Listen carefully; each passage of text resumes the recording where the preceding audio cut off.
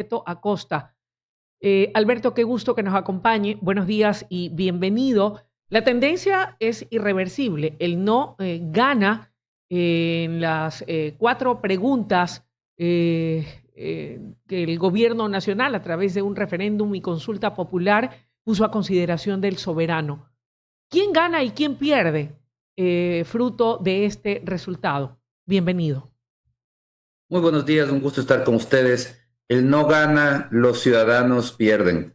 Pierden porque esta era una oportunidad para reformar las instituciones, las reglas del juego. La pregunta verdaderamente importante de las 4 preguntas que habían, la verdaderamente importante en materia económica era la Asamblea Constituyente. El Ecuador insiste en mantener la constitución del socialismo del siglo XXI, esperanzado de que en esta ocasión sí va a funcionar. No nos hagamos ilusiones, el socialismo no ha funcionado en ninguna era, en ningún siglo, no va a funcionar ahora nuevamente. Y lamentablemente hemos perdido una oportunidad para poder cambiar esas reglas del juego y poder transformar al país de un lugar para invertir, para crecer, para generar empleo. Quedará pues ya para otra generación, probablemente más adelante, cuando cansados del subdesarrollo, se den cuenta que la Constitución no funciona y que necesitamos unas nuevas reglas del juego. Pero lamentablemente en ese cortoplacismo y también miopía, los ciudadanos dicen no le voy a dar una elección al presidente de turno, cuando no se dan cuenta que quien paga las consecuencias de no cambiar las reglas del juego somos los ciudadanos, con un país en el subdesarrollo que no sale del subdesarrollo, que no genera oportunidades para todos. Alberto, acuciosa y revisando a propósito de información que usted tuvo la gentileza de compartirnos oportunamente y que fue motivo de uno de sus artículos, y creo que bien vale a tono, más allá de que ya no se puede hacer nada sobre la leche derramada, tan solo limpiarla, pero para que el Ecuador tenga claro lo que hemos perdido, ¿podría usted compartirnos de manera muy puntual cuál es la situación económica del Perú versus la del Ecuador? Que es lo que yo en lo personal, y esto no lo digo como comunicadora, porque antes que como comunicadora soy una ciudadana.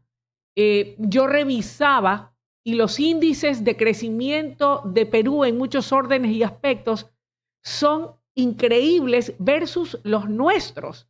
Entonces, quisiera por favor pedirle si usted pudiera hacer ese comparativo sin irnos muy lejos aquí, tan cerca como en nuestro vecino país del sur, que incluso en crecimiento de inversión extranjera directa ha superado a México y hasta Brasil.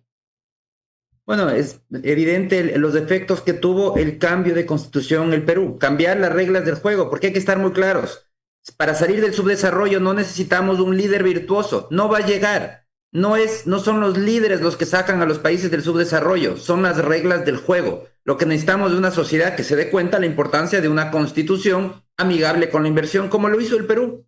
En el 1993 ellos cambiaron totalmente las reglas del juego, crearon una nueva constitución que les permitió, primero, pasar de prácticamente no recibir inversión extranjera directa, menos del 0,5% del PIB, pasaron a recibir por encima del 3% del PIB anualmente de inversión extranjera directa.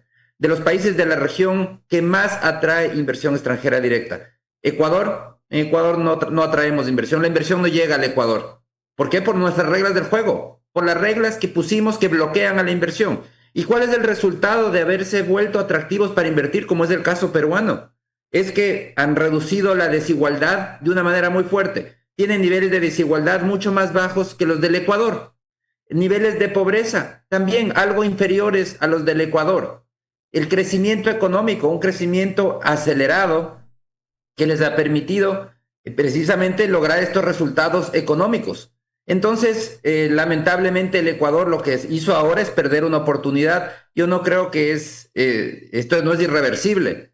Llegará un momento más adelante donde los ciudadanos nuevamente cansados del subdesarrollo perenne digan necesitamos cambiar la institucionalidad y ojalá que aprendamos de la experiencia peruana en donde a través de la nueva constitución lograron mejorar el entorno para invertir y a pesar de que en Perú tampoco funciona la política y de hecho la política funciona peor que en Ecuador. Ellos han tenido en los últimos 10 años 8 presidentes y sin embargo vemos cómo la inversión continúa llegando. la economía sigue creciendo. ¿Por qué? Porque ellos modificaron las reglas del juego, hicieron unas reglas del juego que atraen a la inversión y están cosechando los frutos de esas nuevas reglas del juego. Algo que el Ecuador llegará a un momento en que tenga que darse cuenta y decida cambiar también sus reglas del juego. Esa constitución del Perú en lo absoluto elimina derechos de los ciudadanos. Más bien estuve revisando y también tiene garantías y derechos para el ciudadano, para una buena calidad de vida, en salud, de educación, pero en la parte económica está blindada y nada de lo que ocurra en la política afecta a la economía peruana.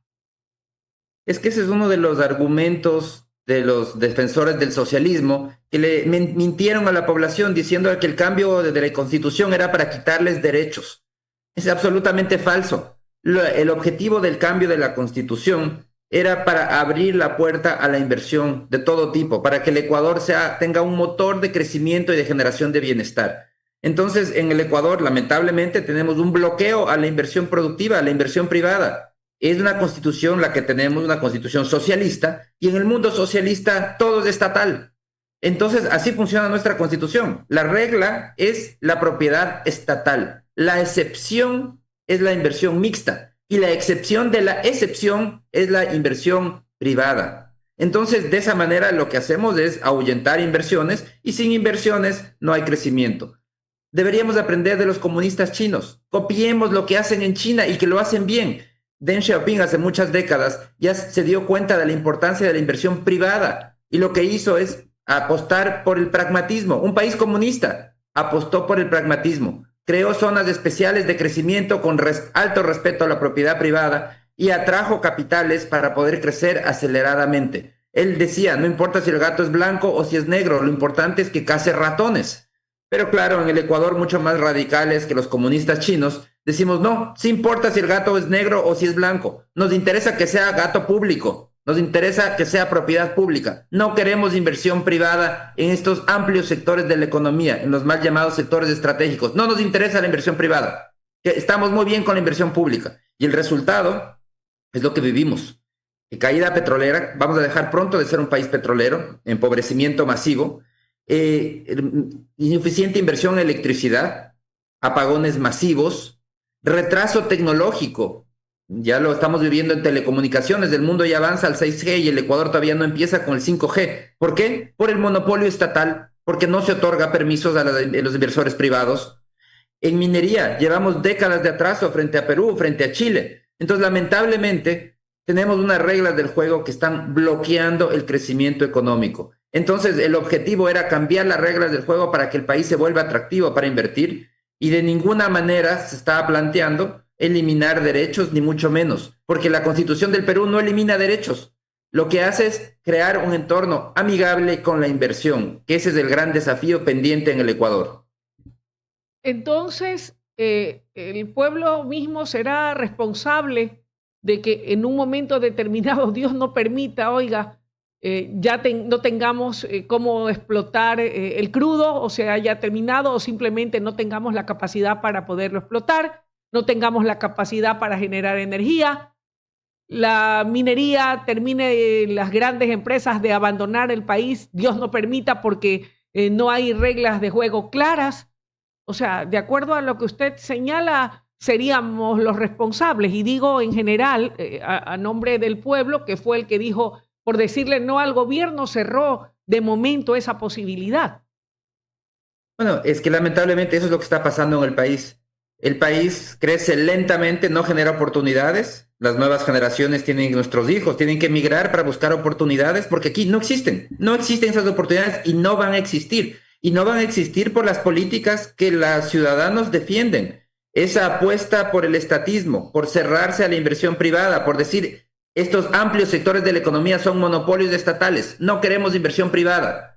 Al final del día lo que provocamos es lento crecimiento económico, falta de oportunidades y subdesarrollo. El petróleo lo estamos matando, la electricidad, incapaces de generar suficiente electricidad. La crisis energética está ahí, no ha desaparecido, hay que estar muy claros. Y vemos todo el atraso, todo marcado por la insuficiente inversión. Entonces, eventualmente yo creo que serán los mismos ciudadanos quienes, cansados de un subdesarrollo perpetuo, se den cuenta que ya hay que hacer algo, que tenemos que copiar lo que ha funcionado en el mundo y que no tenemos que ir muy lejos. Podemos ir por la frontera sur y copiar lo que ha funcionado en el Perú.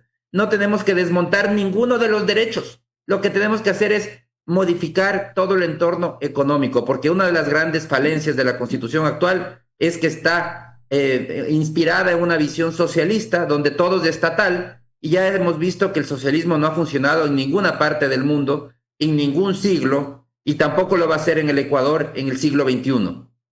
Ahora, el presidente de la República, en su mensaje publicado a través de su cuenta X en Twitter, él dijo que va a trabajar con las herramientas que tiene para poder cumplir con sus ofrecimientos de campaña.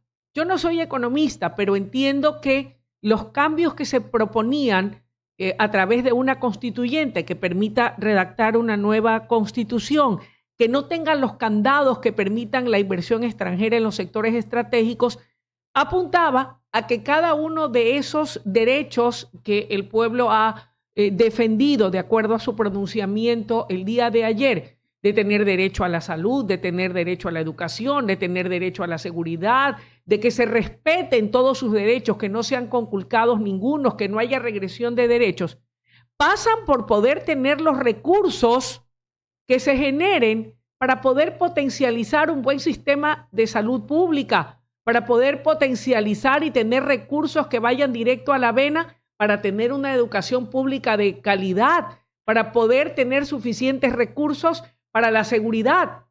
Pero existen, de momento, como están las cosas, las herramientas con las que cuenta el presidente, que son las que tenemos para poder cumplir con sus ofrecimientos de campaña, de garantizar salud, de garantizar educación, de garantizar educación y de garantizar la recuperación de los sectores estratégicos, Alberto. Lamentablemente, y la apreciación que usted hace es muy correcta, sin recursos no se puede garantizar una educación pública de calidad, no se puede garantizar una salud pública de calidad. Es decir, no vamos a ver cambios fundamentales, cambios profundos, porque la única manera de que se puedan en la práctica ejecutar esos derechos es con recursos. Y para que haya recursos tiene que haber muchísima más inversión productiva, inversión privada, porque es la inversión privada la que genera riqueza, paga impuestos y permite financiar todos esos beneficios que tienen, por ejemplo, los países nórdicos, que de los que se habla mucho en el Ecuador, pero el origen de esa riqueza no está en que el Estado gasta mucho, esa es la consecuencia. El origen está en que son países muy productivos, que generan muchísimos ingresos a través de la actividad de la inversión privada y como consecuencia se generan los impuestos suficientes para poder pagar servicios públicos de primera calidad, del primer mundo. Lamentablemente vemos que en Ecuador no va a suceder eso, que hemos perdido una oportunidad para poder generar más ingresos y que sin elevar los ingresos finalmente no podemos financiar todos esos servicios públicos que la población desea. Entonces, el desafío pasa por eventualmente entender que se necesita un cambio de reglas del juego. Y un cambio de reglas del juego porque tenemos que ser un país donde se produzca riqueza. ¿Y cómo se logra eso? Bueno, es una sola vía. La ciencia económica ya lo ha estudiado a profundidad, a través de la inversión privada, la inversión productiva, que a su vez la inversión privada, la inversión productiva genera impuestos que permite elevar el gasto público para poder financiar más servicios públicos, para financiar obras públicas, etcétera. Pero el origen de todo este círculo virtuoso nace de la inversión productiva, de la inversión privada. Y para eso se requiere nuevas reglas del juego que quedarán pendientes más adelante. La situación, los ciudadanos se darán cuenta como de aquí una a 2 décadas seguimos con un país que no sale del subdesarrollo, con servicios públicos mediocres, etcétera, porque esto de aquí no es cuestión de personas. Eso es un error muy común de visión en el país. Pensar que es cuestión de que venga la persona correcta. Le podemos poner, si pudiéramos revivirla a Einstein y le ponemos para que sea presidente del Ecuador, no lo lograría porque no es cuestión de personas, es cuestión de instituciones, de reglas del juego que saquen lo mejor de las personas y que bloqueen lo peor. Eso es lo que se necesita, nuevas reglas del juego. Alberto, perdóneme y no sé si este ejemplo que voy a traer a colación Y esto va más allá de simpatías y afinidades o simpatías o antipatías de carácter político.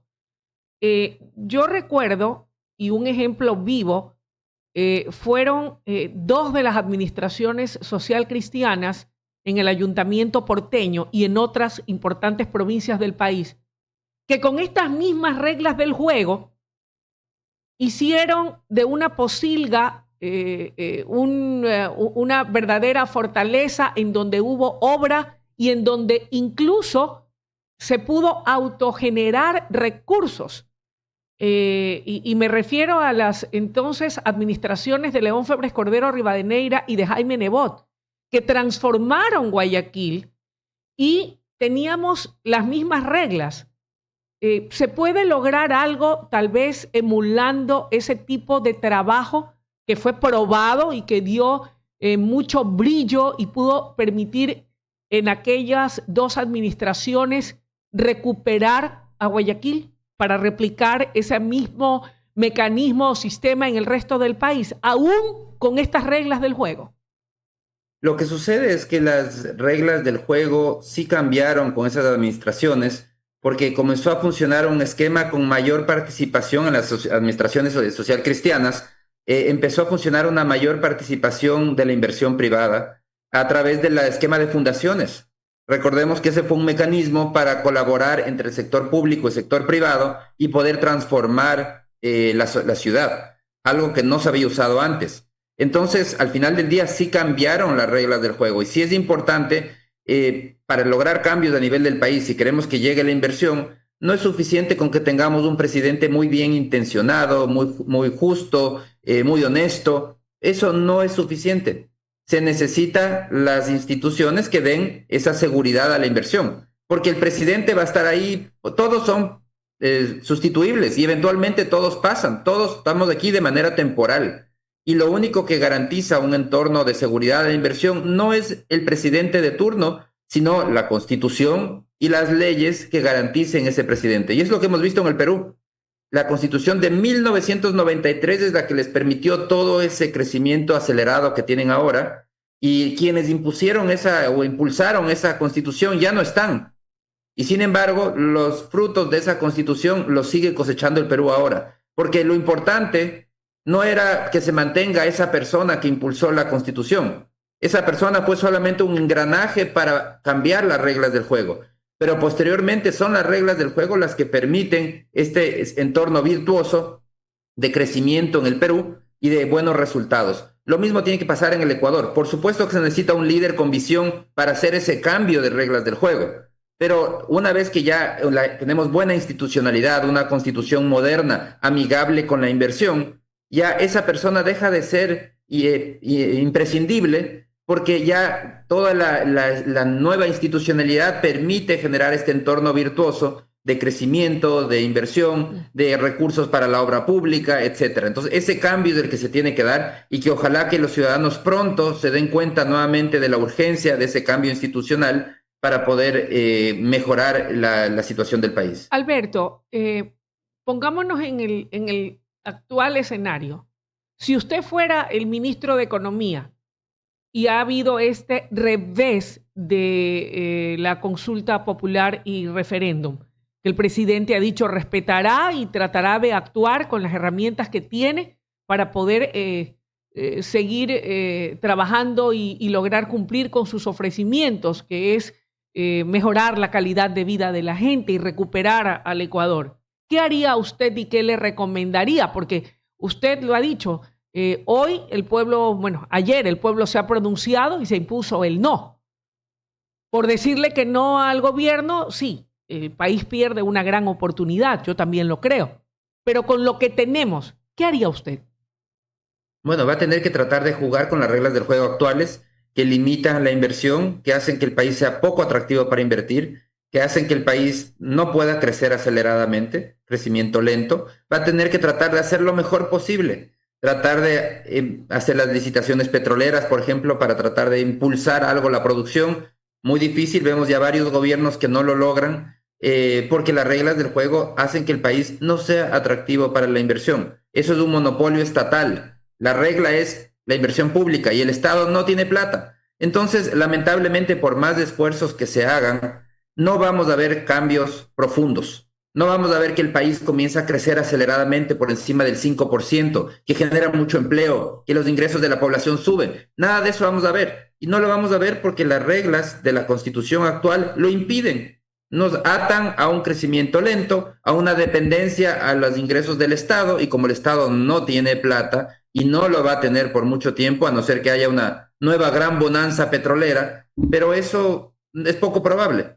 Entonces, lo que vamos a ver es que por más esfuerzos que hagan las autoridades honestas, bien intencionadas, etcétera, vamos a ver que el crecimiento del país va a seguir siendo muy lento. Y al final del día, un crecimiento tan lento del país lo que hace es que nos garantiza que no vamos a salir del subdesarrollo en mucho tiempo. Esa es la tristeza de este tipo de decisiones de los ciudadanos, porque lo que al final del día están defendiendo es un estancamiento en el país. Y yo creo que aquí vale la pena recordar, por ejemplo, cómo el nivel de estancamiento del Ecuador. En 1980, Ecuador, el PIB per cápita de Ecuador superaba el PIB per cápita de Colombia y de Perú en 1980.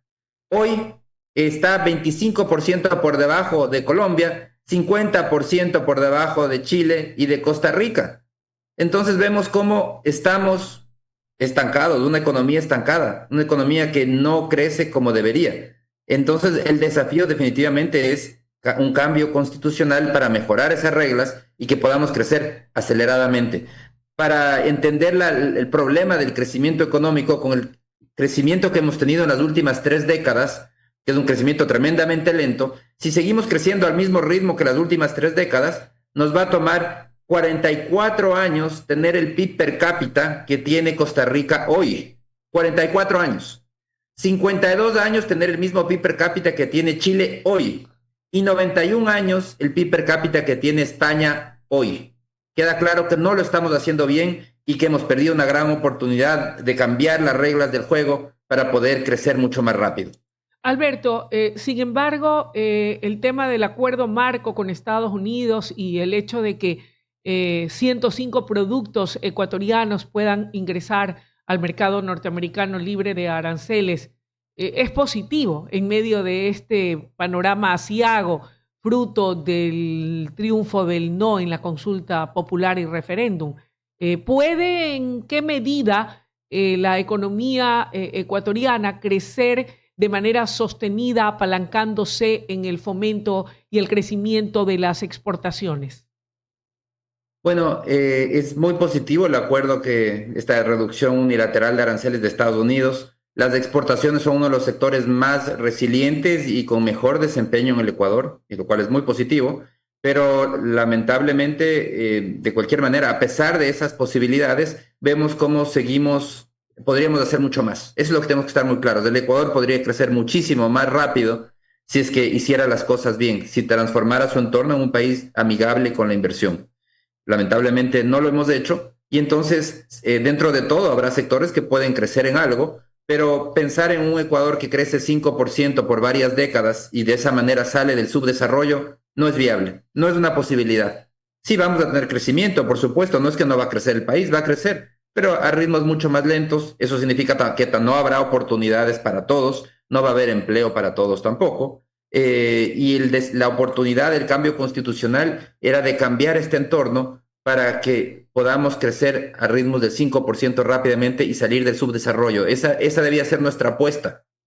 Lamentablemente, ahora lo que tenemos que hacer es jugar con las reglas del juego actuales, entender que este ya no es un juego para salir del subdesarrollo, es simplemente para tratar de crecer en algo. Habrá sectores que sí van a poder crecer. El sector exportador es un sector resiliente, fuerte, que va a seguir creciendo, generando ciertas oportunidades, pero definitivamente no estamos hablando, no está en cuestión ahora salir del subdesarrollo sin un cambio, porque sin un cambio institucional eso no es posible. En ese contexto, ¿cómo cree que cerrará el año en materia de crecimiento económico y cuáles serán los grandes desafíos para el 2026 frente a este escenario, estimado Alberto? Bueno, el sector, la producción para este año, el PIB se espera que crezca 3,8%, es un rebote frente al año anterior, es positivo. Nuevamente Estamos hablando de un rebote. Para el próximo año se espera un crecimiento de alrededor inferior al 2,5%, dependiendo de qué estimado, incluso el del Banco Central es de 1,8%. Es decir, seguimos en una etapa al final del día de un crecimiento de largo plazo que sigue siendo muy bajo. Por eso es que es tan urgente seguir insistiendo en los cambios de fondo, los cambios estructurales, para poder acelerar el crecimiento. No podemos contentarnos con crecer por debajo del 2% en el largo plazo. Eso es un estancamiento perenne. Y a pesar de los buenos resultados de este año, que decimos crecemos 3,8, sigue siendo insuficiente. El país debería estar creciendo a ritmos del 5% año tras año por varias décadas. Y se puede hacer, pero para lograrlo hay que entender que hay que cambiar las reglas del juego. Por ejemplo, transformarnos en un centro financiero regional en competencia con Panamá. Lo podemos hacer, tenemos todo el potencial. Transformarnos en el lugar para invertir en América Latina, cambiando las reglas del juego, volviéndonos atractivos para esas inversiones. Podríamos ser el país que más crece en la región, pero hemos apostado por no serlo y por ser un crecimiento, tener un país realmente estancado. Estimado Alberto, quiero agradecerle por habernos permitido conversar con usted y conocer su lectura y visión respecto de lo que fue este resultado en donde, como usted bien señala, ha perdido el Ecuador. Gracias por aceptar esta entrevista y seguramente en el devenir de los días volveremos a conversar. Que tenga un buen día. Muchísimas gracias, siempre es un gusto. Gracias. Alberto Acosta en el análisis político y el impacto que